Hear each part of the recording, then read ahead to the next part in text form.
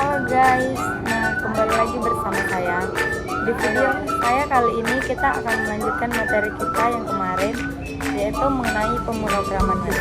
Nah, pada kali ini kita akan membahas tentang pemrograman web, yaitu CSS ya teman-teman.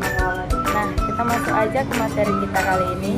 Berdasarkan dari sebuah tugas-tugas kita, ini adalah contoh codingan CSS. Nah, ada beberapa jenis, yaitu inline CSS ini adalah contoh inline CSS. Yang ada di tugas kita yaitu contoh inline CSS. Ada juga internal CSS dan external CSS. Nah, itu nanti semua akan kita bahas. Yang pertama akan kita coba jalankan adalah inline CSS. Nah, inline CSS ini kita memasukkan ke Notepad. Lalu kita pilih dulu codingannya, lalu setelah itu kita tempel. Nah, ini aja codingannya, nampak berantakan ya teman-teman. Ramai sekali untuk inline CSS ini. Untuk gambarannya, codingan ini nanti kita akan membuat gambar dengan pola zigzag. Jadi di halaman kita akan menampilkan halaman zigzag, gambar zigzag. Nah, ini untuk fotonya kita akan menampilkan. Ini untuk fotonya sendiri kita akan ganti, cara gantinya biar mudah. Kita klik aja CHF. Nah, ini kita pilih ganti. Kita akan nge-refresh untuk fotonya seperti di video sebelumnya ya teman-teman. Jadi kalian bisa download di Google, terserah kalian namanya apa aja. Nah, untuk filenya ini saya bisa tunjukkan. Pemrograman web ini untuk fotonya bisa kalian download.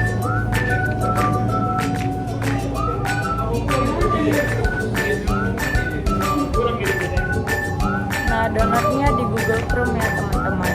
Ini saya video sebelumnya, foto dan video selanjutnya.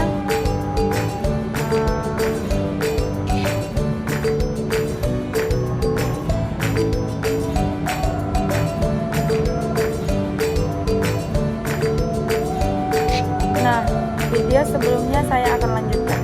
Oke, jadi namanya tadi favorit kita, ganti semua. Nah, dengan cara seperti ini. Tadi namanya Dila, semua contohnya terganti secara otomatis menjadi favorit. Nah, ini memudahkan pekerjaan kita. Oke, kita save aja dulu, kita simpan.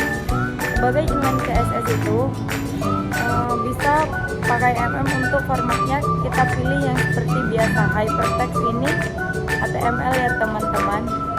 Formatnya kita simpan. Nah, kita menyimpannya di folder kita yang kita buat semalam, pemrograman web ini. Nah, coba kita jalankan ya teman-teman. Oke, ini kita jalankan. Nah, seperti ini hasil gambar zigzagnya. Oke, lanjut kita akan coba. Selanjutnya kita akan masuk melihat gimana sih internal CSS ini. Nah, ini adalah kedua dari CSS teman-teman. Kalau tadi kita udah bahas tentang inline, kita masuk ke internal, pilih untuk codingan sendiri. Saya udah membuat tentang inline. Nah, ini versi internal CSS dari codingan tadi. Oke teman-teman, ini sudah saya sediakan, kita copy. Untuk isi codingannya sama ya teman-teman. Kita tempel, ini kita simpan dengan internal CSS. Sudah kita simpan. Untuk hasilnya sendiri, internal CSS ini juga sama aja, cuman peletakannya aja. Kita coba lihat dari sini, terlihat lebih rapi penampilan codingan CSS itu. Bedanya itu ada di elemennya ya teman-teman. Di elemen di situ disisipkan CSS, kode CSS. Jadi misalnya H1 style ini adalah codingan CSS ya teman-teman. Oke, sudah jelas. Ya, nampak perbedaannya. Kalau inline CSS itu kurang rapi dan makanya banyak codingan lain, ribet lah jadinya kan. Misalnya kalau kita ingin membuat proyek codingan yang banyak sekali, ini tidak recommended untuk digunakan. Nah, oke, pada sebuah halaman yang ada satunya itu banyak, kita nggak mungkin ngubahnya satu-satu, akan memakan waktu, jadi tidak disarankan untuk digunakan. Tapi kalau untuk codingan kecil-kecilan, halaman kecil seperti ini it's okay, tapi kalau besar sebaiknya jangan. Nah, untuk internal CSS ini lebih rapi penampilannya tersendiri. Nah, kita tahu kalau ini adalah codingan CSS-nya terletak di antara sheet, dibungkus di antara sheet teman-teman seperti ini. Nah, codingan HTML-nya oke, kita lanjut masuk ke eksternal CSS. Kita bikin lagi baru untuk codingannya juga sama sudah saya sediakan. Oke, kita lanjut.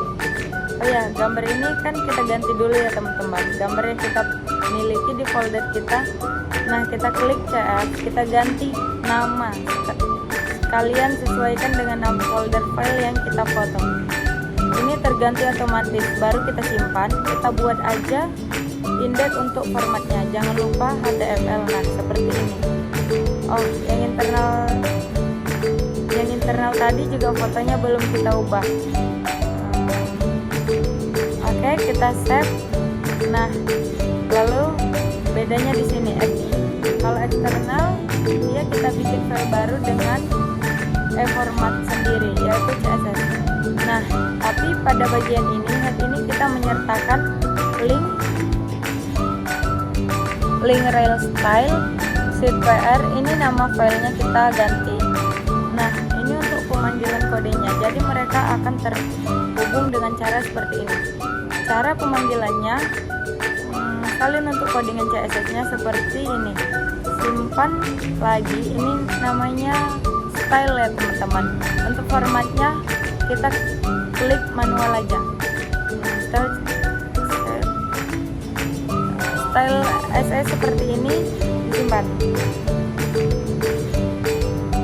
Oke teman-teman, jika kita membuat folder, membuat file, nah selanjutnya kita akan mencoba jelaskan ya teman-teman. Untuk codingannya ini inline, ini internal CSS sama karena codingannya memang sama-sama. Ini cuma versi penulisannya aja yang berbeda. Jadi untuk hasilnya yaitu kita membuat gambar berbentuk zigzag seperti ini. Oke, nah kita akan bedakan codingannya untuk pemrogramannya teman-teman.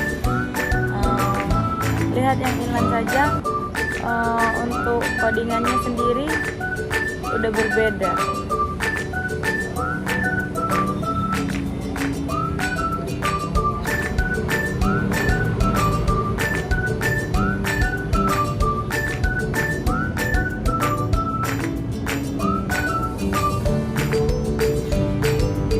Nah, ini H1 style ini adalah codingan untuk mengatur H1-nya. Jadi CSS itu penempatannya di inline seperti ini. Sebenarnya cepat kalau kita guna cara seperti ini. Tapi kalau codingannya kecil, kalau codingannya besar banyak nggak disarankan untuk praktis ya teman-teman. Ini pengaturannya itu style penempatan. Letaknya itu ada di tengah center. Untuk warnanya itu ini kode warnanya, ini nanti warna hijau, penampilannya seperti ini. Oke, selanjutnya untuk peletakan dari gambarnya teman-teman, ini kan zigzag, jadi ini adalah untuk penampilan foto tadi. Ada 1, 2, 1,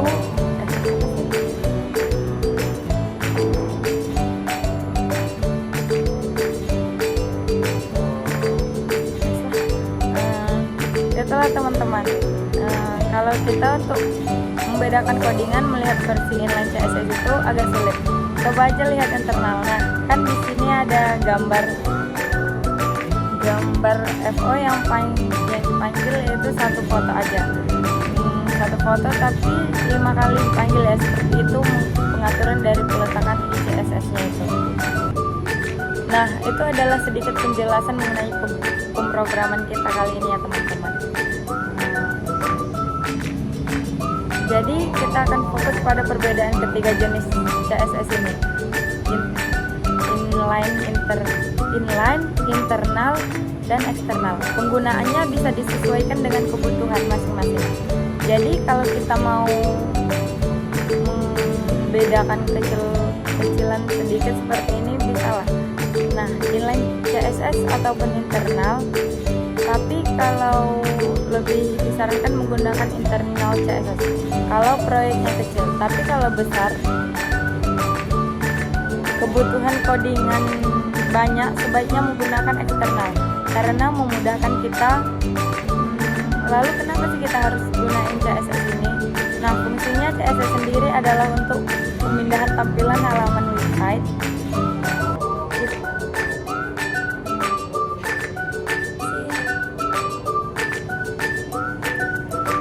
Kita harus gunain CSS ini. Nah, fungsi CSS sendiri adalah untuk memperindah tampilan halaman website kita. Lihat ini seperti ini sebelumnya, kita nggak pakai CSS sendiri pun bisa jadi diatur HTML di kode HTML sendiri. Sama juga, tapi tidak praktis. Jadi, memang gunanya CSS itu untuk memperindah halaman HTML.